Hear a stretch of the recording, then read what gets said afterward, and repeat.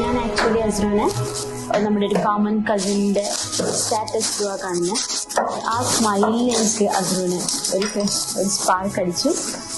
പിന്നെ നമ്മൾ കോണ്ടാക്ട് ചെയ്തു.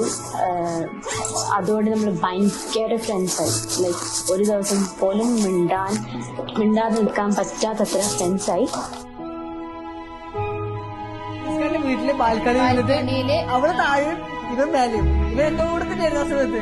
ഇവൻ താഴെ നോക്കിയിട്ട് നോക്കുന്നത്. അപ്പൊ ഞാൻ നോക്കി ആരാന്ന്. അപ്പോഴാണ് ഇവളെ കാണുന്നത്. ഇവള് മേലേക്ക് നോക്കിയിട്ട് ഇങ്ങനെ ചിരിച്ചു കളിക്കുന്നത്. അന്നാണ് ഇവരെ ലവ് സ്റ്റോറി സ്റ്റാർട്ട് ചെയ്തത്.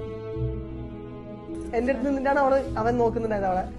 അപ്പൊ ഞാൻ അങ്ങനെ ചോദിച്ചപ്പോഴാണ് അവൻ പറഞ്ഞത് അവർ തമ്മിൽ ഇഷ്ടത്തിലായിരുന്നു. അതിൽ ഇഷ്ടപ്പെട്ട് തുടങ്ങിയിട്ടുണ്ടെന്ന്.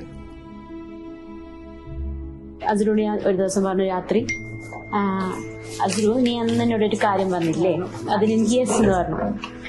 അപ്പൊ അസ്രു ഒരു മിനിറ്റ് അങ്ങനെട്ടെ, ഞാൻ ചെയ്യോ എന്തേനി വെറുതെ പറഞ്ഞതാ എന്ന് വിചാരിച്ചു. എന്നിട്ട് അപ്പൊ തന്നെ വിളിച്ചു. ഞാൻ വെച്ചാൽ എന്താ കട്ട് ചെയ്തെന്ത്? അത് ഞാൻ എൻ്റെ ഫ്രണ്ട്സിനോട് പറയാൻ പോയത്. ഞാൻ എന്താ പറയാ, ഞാൻ ചിരിച്ചുപോയി അതിൽ തന്നെ. പിന്നെ അതിൽ നമ്മുടെ റിലേഷൻ സ്റ്റാർട്ട് ചെയ്ത് സ്ട്രഗിൾസ് കുറേ ഉണ്ടായി. But I M so grateful.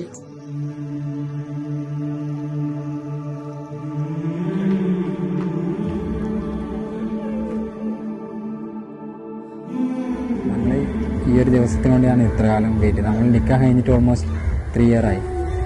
അവൾക്ക് ആഗ്രഹമായിരുന്നു അവൾ വെഡിങ് ഭയങ്കരത്തിലാക്കണമെന്ന്.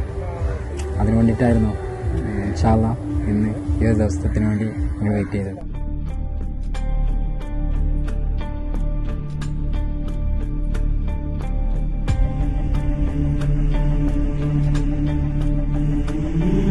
നമുക്ക് വേണ്ടിയിട്ട് ഒരു പേഴ്സൺ അവരുടെ ജീവിതം തരാന്ന് പറയുന്നത് തന്നെ it's different.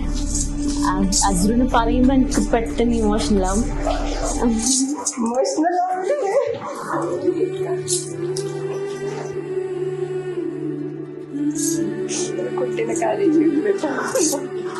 Ashraf and Rafeeda, I hope you have a wonderful marriage and the best life you can ever have. Live up to your expectations and even exceed it.